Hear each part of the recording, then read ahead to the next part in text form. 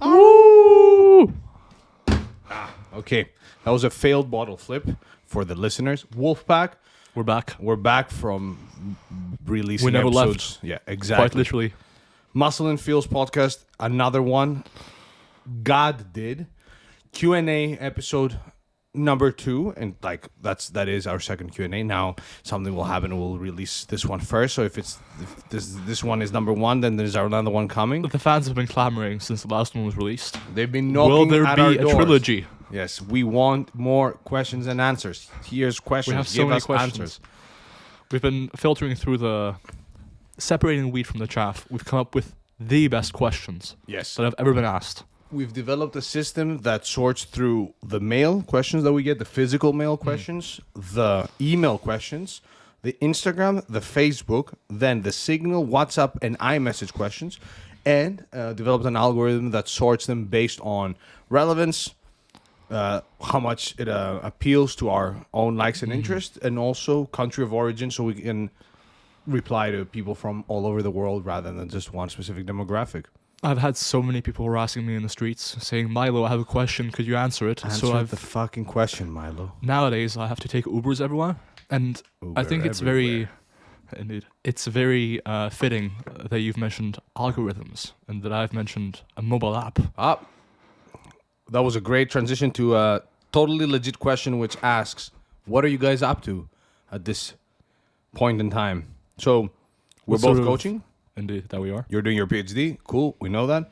I've got a couple of things lined up soon to be announced. A couple of big announcements. But when they formalize, I'll announce them. They all have to do with research and content and AU. But more importantly, the one thing we've been doing in the trenches for quite some time now, for literally a year plus Over a now, year, yeah. is a mobile app called MyoAdapt. Indeed. It's there's a website for it. MyoAdapt.com. You can express interest and get notified when it's out. And what is the app about, dear Milo? So I think when I was finishing up my prep, we had the opportunity to come up with something that we wanted to work on together, right?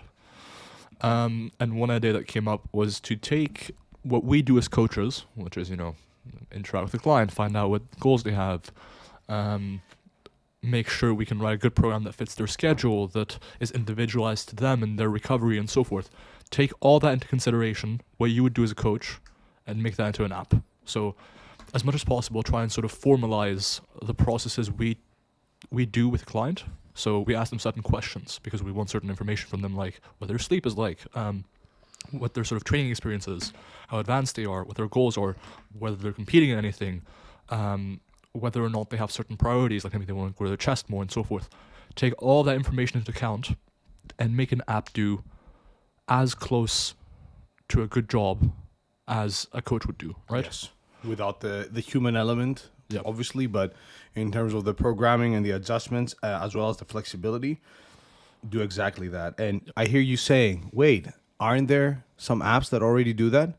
And the answer is no, because our app is tailored for people that are not just strength athletes, but for strength athletes too, but also for the average individual, trained or untrained, who wants to build muscle and or strength, focus on just hypertrophy or just strength or both together, or even compete in powerlifting. Yeah, I think the existing apps with regards to sort of automated coaching, I guess, can broadly speaking be categorized into 2 camps. One camp is the powerlifting app camp, which is basically just apps for powerlifters looking to compete or powerlifters in their off season. And the second camp is not very good apps.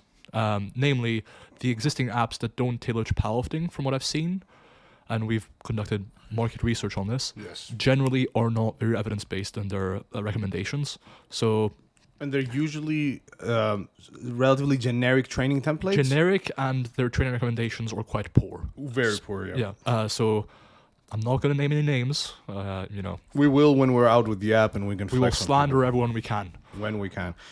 We call our app MyoAdapt, which, where did that name stem from? So the original name was Dynami, from the Greek word dynami, which means strength, and it would be Dynami with me maybe highlighted. But we found that it's copyrighted, at least in the UK, where we're both located. And MyoAdapt comes from the Greek word myo, which means muscle, Yeah. and adapt. So essentially an app that will adapt to your muscle needs. Yeah, and there's a bit of a double entendre when it comes to adapt, in that muscle adaptations, right? Yes. But also adapt in terms of your feedback, your lifestyle, your goals, your preferences, and so forth. So there's also preferences involved. And then finally, for the few people who have a lyrical, clinical, spiritual, critical mind, there is also the adapt, there's the what app in the app. Myo adapt, and then PT for personal training. Of course, yes. I was thinking about that An too. ad, because all the ads that we're going to be sponsoring. Of course, we're going to have so many ads on the app, it's going to be basically unusable, but you're welcome. Nice. We're not actually going to have any ads. We have been working on this for quite some time. Now, I am not going to reveal any of the specifics behind the team that is working on it, but there is a team through quite a peculiar arrangement. But just to sort of put this out there, this is not just me and Milo chatting shit between us, writing some stuff on a couple of documents and hoping that we're going to source some money to get somebody to make it for us. It's being made at the moment, because making an app is something everybody has done at some point in their life. If you go and ask your parents now, call them and say, hey guys, did you ever make an app? They'll say, yeah, we had plans to make an app. So we've been keeping this on the down low because it's a big app. It's taking time. We'll take another few months before we have a working prototype for sure. And at the same time, we didn't want to be those guys that start hyping it up a year plus out, and then it loses sort of its hype. We're starting to mention it now because we are getting closer and closer to something. And for the trillionaire listeners of the podcast, because I assume there's no people below billionaire status around here, you'll be able to afford the app too.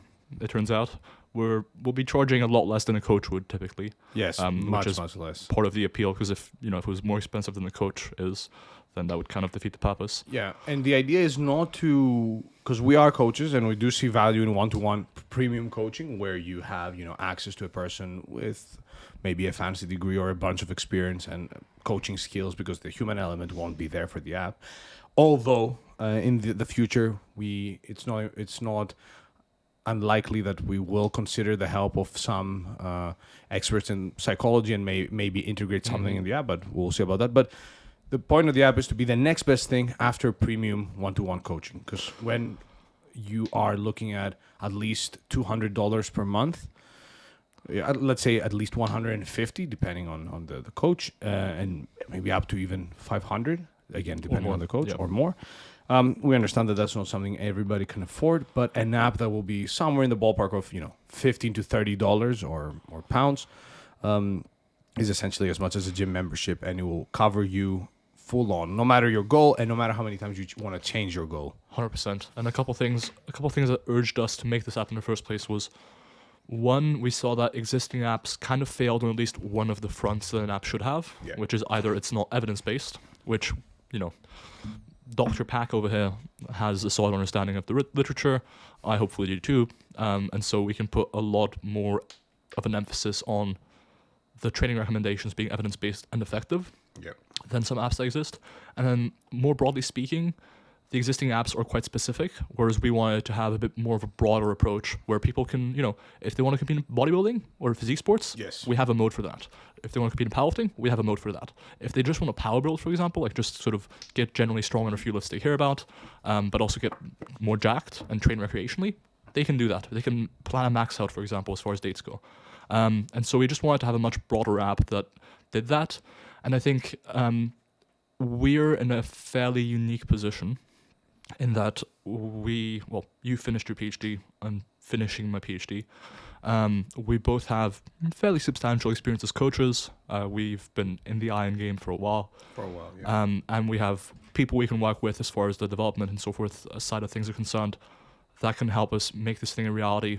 And not just a reality, but a very good product in the end, which I think a lot of people like, again, whether it's not being sufficiently evidence-based or effective, or whether it's having too niche or too specific of a scope.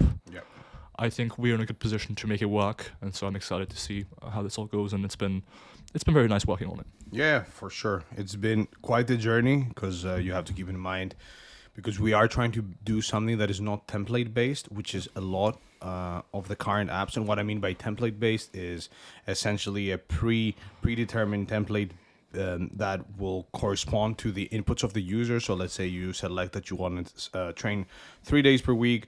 The app will then go, okay, 3-day templates. And then you've selected that this is your weakness in X lift or whatever. This is your goal. And then it will start populating that template with your responses. And we wanted to create something that was much more adaptable than that. So that obviously took time and a lot of Milo's brain power. That it did. And we are excited to slowly start mentioning it. Even on our social media, we haven't said a word, actually. Yeah. I think you've mentioned it once, and I've basically never mentioned it. I've only referred to it as a super secret project. Yeah, that's true. Yeah, I haven't mentioned it by name. But I don't want to say any dates, but expect something in the next year. Yeah, in 2023. 2023. Comfortably. That said, plugging our app that doesn't exist aside. So now that our 12-minute ad is over, let's get to the actual podcast. In 5 minutes, we'll have the mid-time break, which is more ads, and then we'll finish up the podcast episode and close out with where you can find us for coaching. Yes, indeed. StrongerByScience.com/coaching Or wolfcoaching.net. or StrongerByScience.com/coach or DrPack.com just for consultations. Just for consultations. Yeah, consultations. I didn't have a voice break. I did it on purpose. Yes, I didn't have. Didn't. No. Oh, nice. Yeah, Milo is the best and very quick to detect all my voice cracks at times because I speak, and what I do, as I did just now, is I highlight words by speaking louder. So because my voice constantly goes up and down, there's points where it goes. So I'm good at detecting those and making fun of you for them. Very nice. First question by our friend. That's the second question. We had a Second question about, question. what are you guys up That's to? true, Are you that's making true. any apps at the moment? I'm just confused here because the list is big. So I'm holding this paper, which you can't see on the camera because the video, I've edited it out, but I'm totally holding something in my hands. First question is favorite exercises, not necessarily optimal, but favorite exercises that we like to personally do. Lat prayers. Really? I'm a religious man. No, yeah. actually. The serious answer will be equally weird. Indeed. Favorite exercise in terms of enjoyment? Yeah. Like you say, when that exercise is on the menu, you're like, nice, today I'm doing X. Honestly, heavy Smith machine bench is pretty fun because there's no unracking involved. It's not very technique heavy. It's just like, and I can sort of touch on my chest where I want to. There's really no technique involved. Like there's no board path considerations, or I don't use any leg drive. And so it's just, let me press some heavy-ish weights and have fun with it. With certain exercises like squats or RDLs, I have much more of a love-hate relationship with. Like there will be periods of months where I'm like, fuck yeah, let's go squats, RDLs, and I see the progress. I'm like, yep, let's go. And then because of how hard it is, I think after a few months of sort of smashing those a lot, it feels very effortful, and I'm like, I don't really like this stuff anymore. And especially during deficits, squats just don't feel the same. Like when you're cutting, squats feel super effortful. It's hard to maintain performance for me, at least, because I'm a pretty tall guy, I guess, or whatever. Other placebos that I'm invoking. And you do squats in a very, very hard manner. And RDLs as well. So Indeed, yeah. So I do them pretty strictly. But yeah, I quite like Smith machine benching. I quite like upper body pump work as well, like curls, lateral raises. Yeah. They're pretty fun. I've been really enjoying easy board preacher curls. Yep. They feel very hard, but they feel very, very good on the bicep too. And we had a recent session where I think we proved once again the importance of rest between sets, where I joined and I got a set of, I think, 6 or 7 to failure, or very like RIR, like 1 RIR. Yeah. Then another set of 6 to 7 similarly, and then I rested for a bit more and managed to get 10. 0 RIR, minus 1 RIR. Yeah, the 10th rep was quite the circus show. It was very nice. Yeah. But yeah, I'd say generally I prefer upper body training year round, but it's a bit less rewarding. Like after lower body training, I feel, fulfilled, accomplished. I feel like I can sleep a lot better. It just feels very exhausting, but in a good way. But it takes a bit more to build up to it. Like during the day, I'll be like, fuck, I gotta squat. And then after I'm done squatting, I feel pretty good. But I'd say generally like Smith machine bench is pretty fun. Lateral raises are pretty fun. Curls are pretty fun. So that'd be my answer. What about you? Nice. Obviously, I like upper back too. Upper body stuff a lot, especially back training. But if I had to choose one exercise, it would be deadlifts. I enjoy doing heavy deadlifts and RDLs because they make me feel thrashed afterwards, and they gives me a nice placebo that I've done something hard. But yeah, deadlifts are an exercise that I like, and I'm pushing just for the sake of pushing it. So I want to get a 300 kilo deadlift eventually. Not that I need to. I'm at 280 now. Could call it a day now, but yeah, that would be it. I'm barely doing any leg training at the moment, but by barely I mean I'm doing enough to maintain. I'm doing around 6 sets per muscle group per week. So you're losing about 2 kilograms of muscle a week? Indeed, in gaining it back in body fat. Reason being is because I am really pushing the deadlift, so my hamstrings, glutes, adductors are getting quite a bit of work because I'm doing a bunch of RDLs, very close to failure, and a good volume on that. And I don't really care if my quads get much bigger, so I'm doing leg press and leg extensions, a few hard sets per week to maintain that. And because I don't know, I burned out. There were a few years where the squat was my favorite exercise, and it was just squat, and now I can't really see the appeal. Like when your thighs measure at I think it was 28, 30. It's like, cool, bro.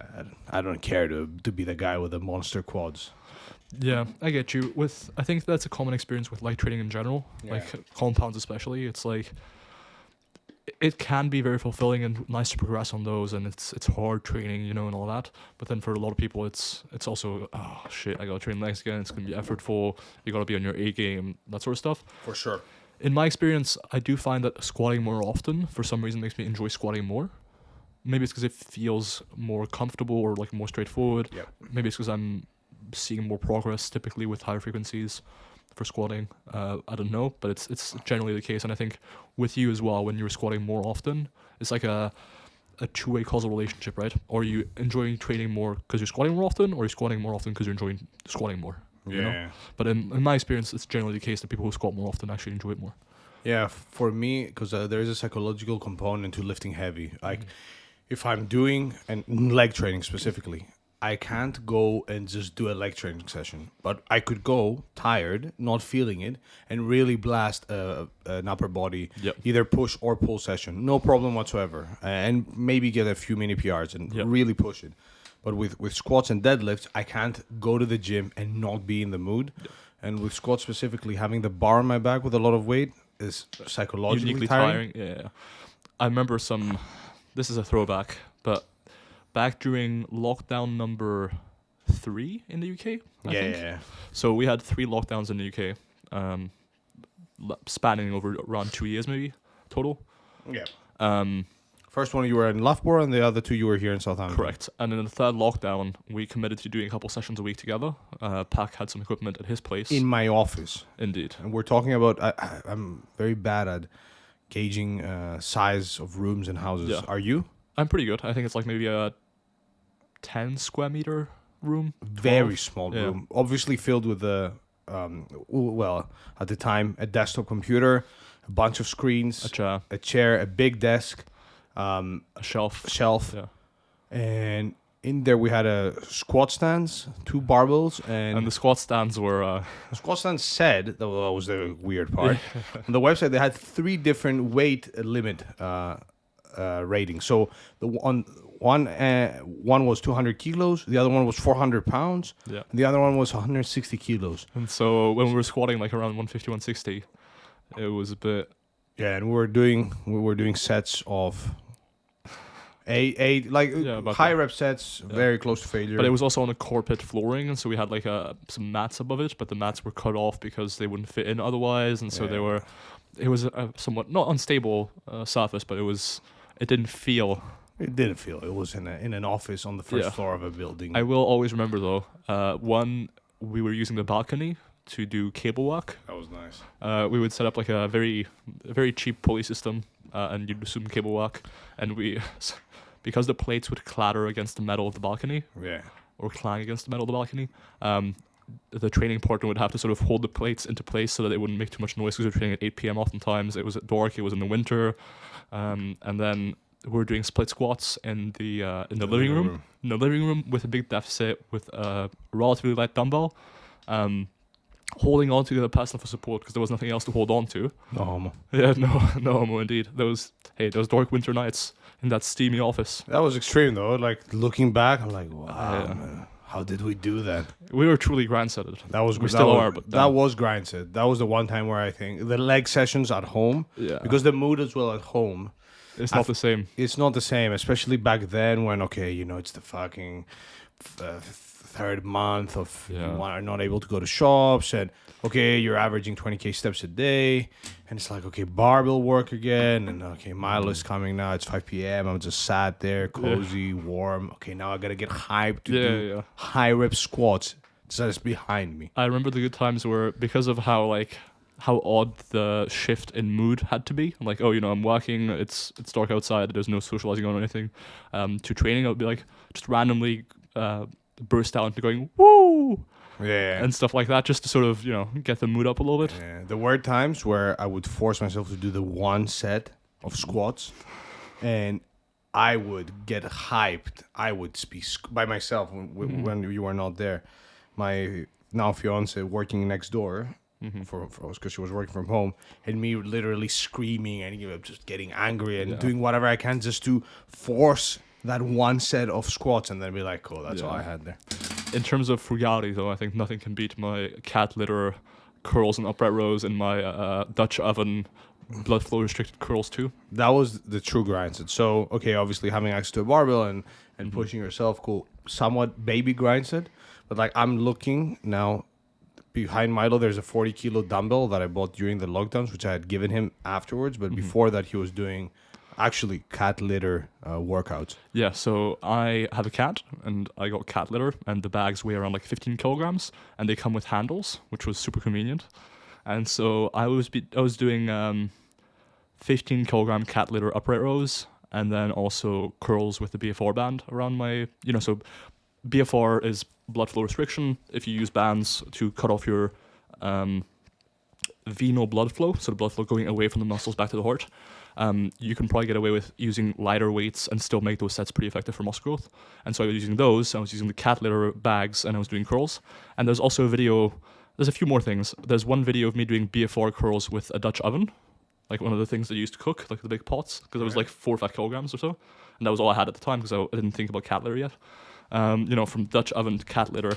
And I was also doing step-up split squat hybrid on my sofa, using another chair as well. I was doing deficit push-ups using 2 very not sturdy chairs that would creak a shit ton when I was doing push-ups on them. But like joke deficit push-ups, not deficit like... Yeah, and there was also a point where I was doing pull-ups on the door, using socks on my hands, because otherwise it would be too painful on my fingertips. And so I would have white socks on my hands. I would be hanging off the door, which somehow was sturdy as hell. People would, be like, oh shit, man, you shouldn't be doing that. It's going to break the hinges and so forth. I did it like 5 times. It never made a sound. And you were at your heaviest then? I was like 108, something like that, yeah. The crazy thing was at the time, now it's funny how this question turned into the lockdown stuff, but I think it's interesting because they had done this thing, I think, around the world, but here too, where at the park, where there were some pull-up bars. That was crazy. They had removed them.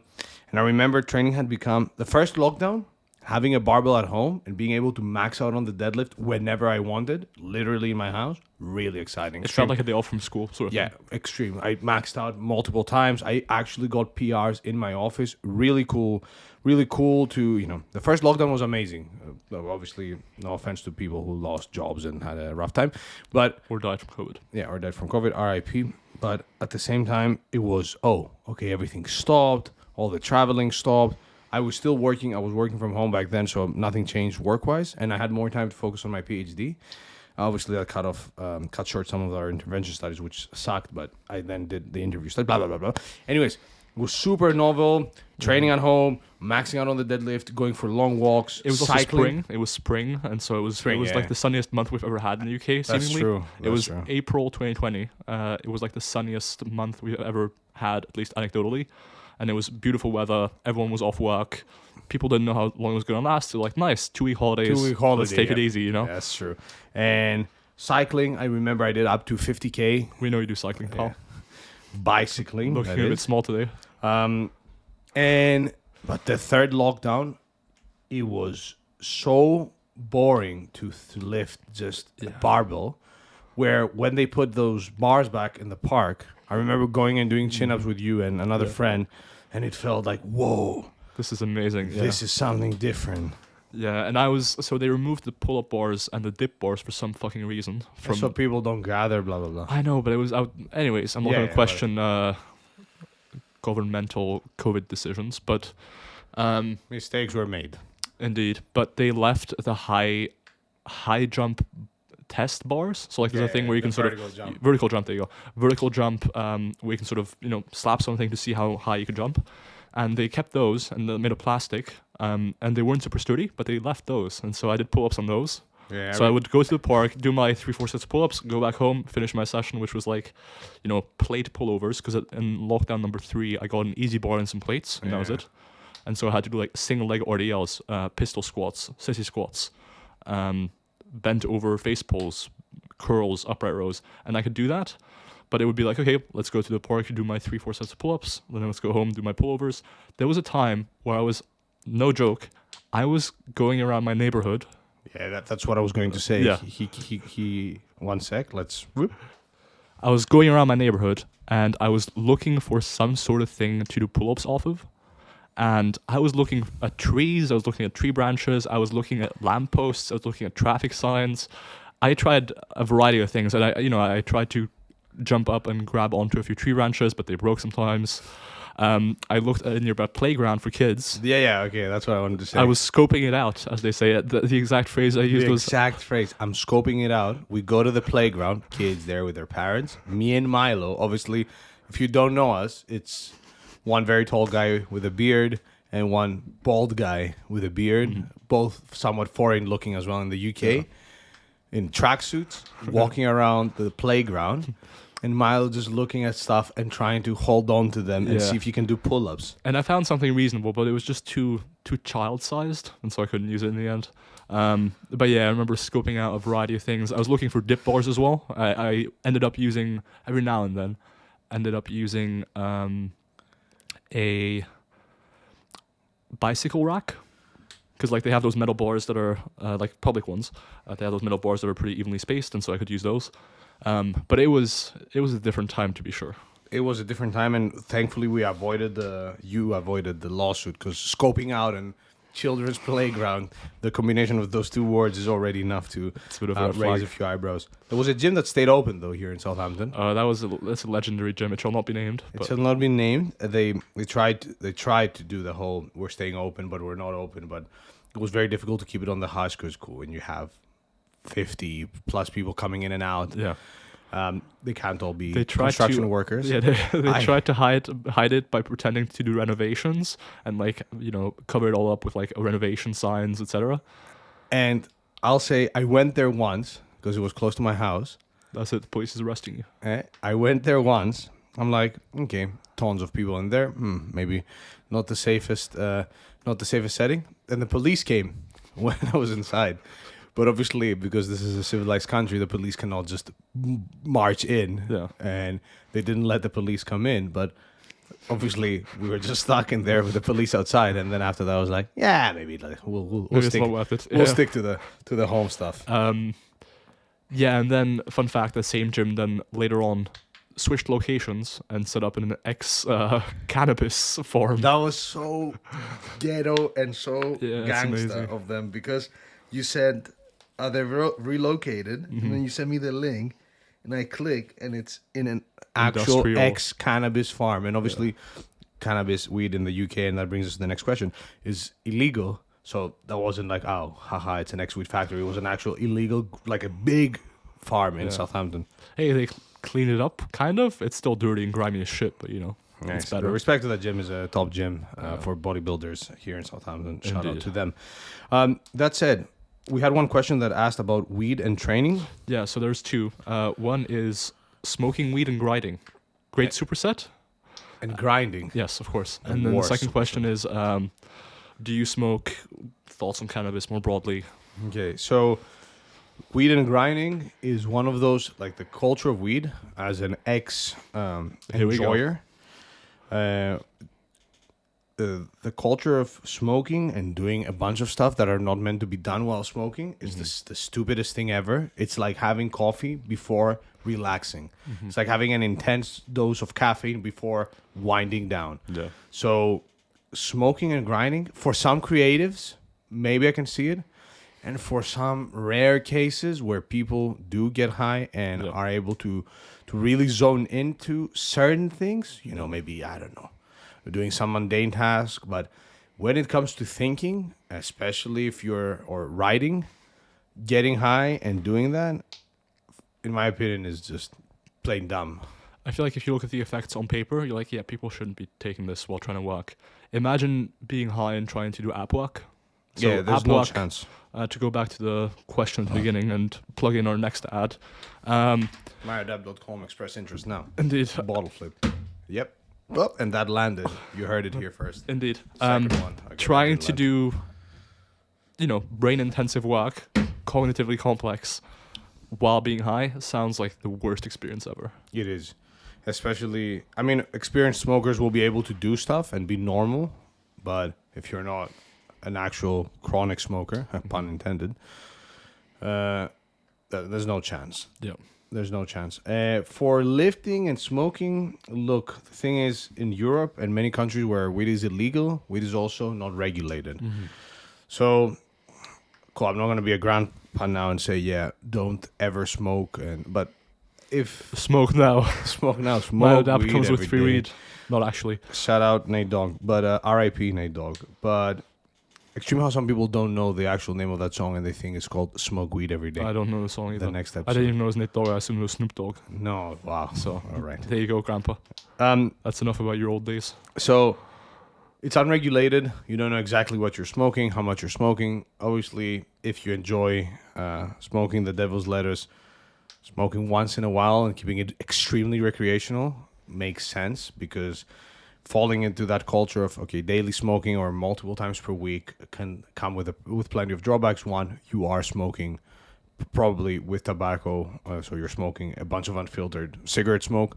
If not, the weed smoke itself is pretty heavy as well. Yeah, it doesn't have some of the carcinogens in tobacco, but at the same time, because it's not regulated, you don't really know what's in there. So keep it insanely recreational. Obviously, we don't recommend you smoking. That's illegal. Don't smoke. But at the same time, I have never, as an ex-enjoyer of the devil's lettuce, have never, ever trained high.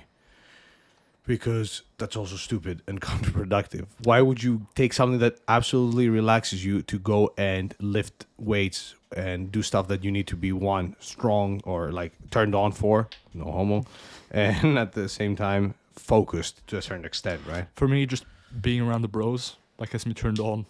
Like, you have no idea. Anyways, I was the going to only segue way. out. I think, first, some people do seem to be able to get away with training while high. Like, for some reason, I'm thinking of Timberwolf. There's a few, but There's I a think few they've bought random- into the culture too much, man. Like, Indeed. it's... I have friends as well who would Mm-hmm. train high, and Alleged friends who allegedly train high. allegedly, yeah. So, but at the same time, again, it's like, we're gonna go for a relaxing spa day. Let me have 500 milligrams of caffeine and Sure. I other get you. stimulants before. I think that brings us to a broader question, though, and not something I thought we'd ever discuss in this context. But have you ever trained while being drunk? No, never. I went.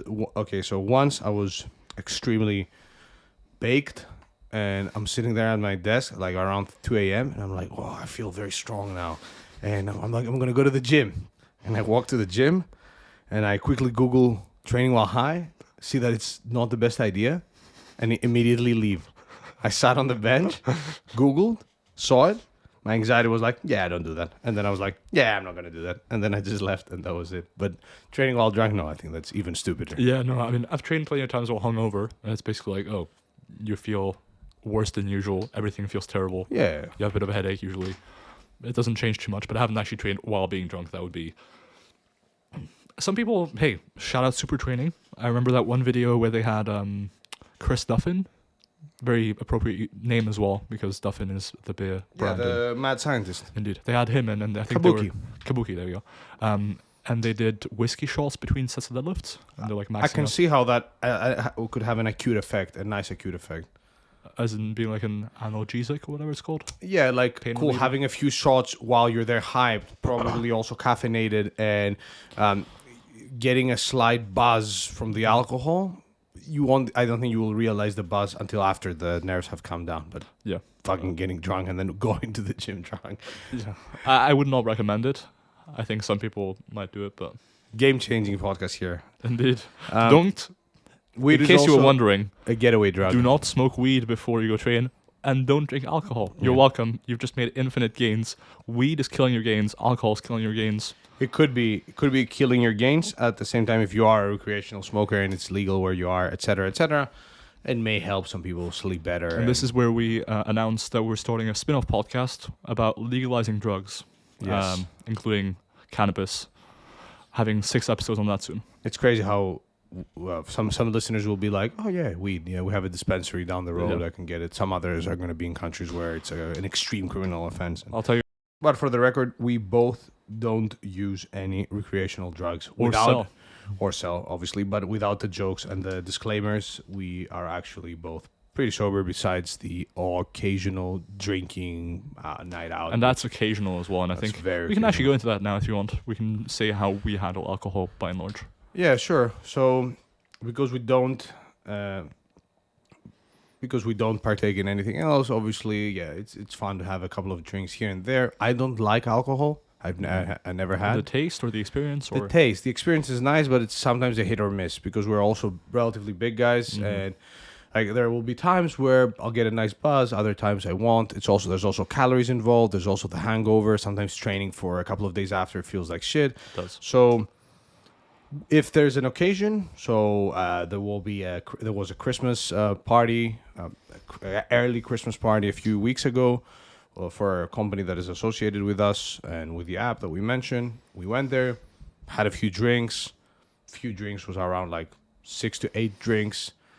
Didn't get much of a buzz for some reason, but had fun, socialized, and that was that. I haven't had a drink since then.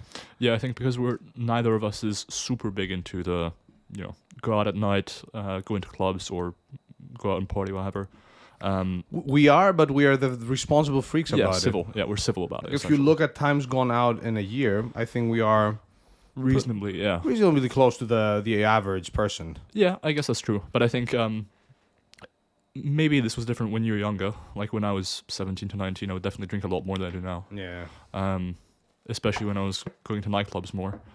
But I think nowadays, it was the novel effect back then, and when you're young, yeah. the difference in cultural upbringing. Because in Greece, you can go and drink when you're 15, because it's Greece. But in Austria or Belgium or UK or America, unless you drink with your friends in a park, you can't physically go into a club. I had been to a club when I was 14 because I was much older looking. So by the age of 16, it was like, oh yeah, whatever. By the age of 8, you had no hair remaining on your head.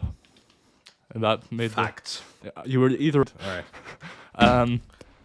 Sorry, me flipping a bottle and making noise. Yeah, that was the last the one. audio is getting fucked as we speak. Yes. But yeah, in general, I think if I had to average it, I'd probably have like 1 or 2 units a week. Oh, Because yeah. I go out like, I don't know, a couple times a month, maybe at most. Yeah, Total. that's true. I will have the occasional glass of honey flavored liqueur, whiskey, here or there for the placebo that I am relaxing now. I had a few sips of whiskey. This was relaxing, but yeah, alcohol, worst shit ever, man. For gains, weed, not as bad if you are smoking once a month or once every few months. If you're in a country where it's illegal and you can actually look at the dose, the strains, and that makes the way you intake THC as well much better because you're not necessarily smoking it. You may be vaping it or just eating something that has THC.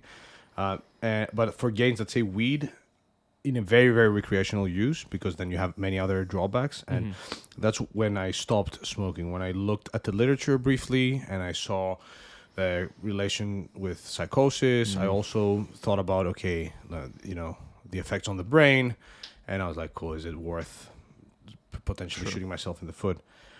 Anyways, but because weed will relax you if you're somebody who, again, legal, blah, blah, blah, blah, and you want to have and you enjoy having your THC good, baked good or whatever here and there, I think that's much more friendly than going on a all night out drinking binge, or not even a binge, or drinking a bunch of alcohol. I agree. I think generally weed is a bit more quote unquote gains safe. Like as in it doesn't harm your gains as much. And it will depending on how probably use make it. you eat a bunch and then sleep. Yeah, like and that can be a like baby. consideration as well. But I think although then again, the data on weed and sleep, if anything, is like, you're probably gonna sleep worse after smoking. Is it? Yeah. It's Oh, the same with okay. alcohol, where you think, when I'm really drunk, I just fall asleep right away. But actually, your sleep quality and so forth is way worse. Oh, I didn't know. The more you know. So I think if you're going to use it recreationally, it can kind of work in terms of maybe enhancing recovery, but making you relax and stuff like that. But the more often you use it, almost, the worse it gets. For in sure. terms of risks for a variety of things, Yeah. and also in terms of Especially in cost. countries where it's not legal, Yeah. because you really don't know what you're smoking, Yeah. and you're probably smoking, so that comes with a host of negative effects. 100%. Much bigger negative effects than the positives, and that's my problem with the weed culture, turning into the old the grandfather. Not to be confused with the young grandfather, but like it's a culture that really encourages the idea of, oh, it's good, it's natural, It's like it coffee. helps. Huh? It's like coffee. It's like coffee, yeah. When in reality, cool, bro, you are literally smoking unfiltered tobacco and a burnt plant, and you are getting high out of your mind multiple times per week, and your brain is not really enjoying that. Yeah, 100%. I think alcohol's definitely worse for gains than cannabis is, depending obviously on how much you drink it, but all else being equal. It's bad for recovery, it's bad for sleep, it's literally poisonous, so it's not good for your health either. And so generally I think there is actually some data saying that if you have like 1 or 2 units of alcohol per week, your lifespan, at least sort of observationally, goes up. Yeah, I think with wine specifically, right? Not just Or in wine, just in general. general. I think it's because probably I imagine people who have 1 or 2 drinks a week are more sociable, Sociable, so yeah. they're, Potentially less anxious, potentially Exactly, and so forth. happier, etc. But by itself, I'd say if you want to be in your best health possible, probably don't drink, but don't be neurotic about it either. Like if someone offers you a drink, it's fine if you have it. You're probably not going to lose out on anything. Yeah, have some fun as well. Yeah, exactly. Have some fun. The nerd podcast here. Yeah. Don't do anything. Don't Just drink grind. any alcohol, just grind. Yeah. If you're not working on weekends, then you have bigger problems to worry about than drinking. Like And working on weekends. If you can drink, smoke, and work simultaneously, then do it.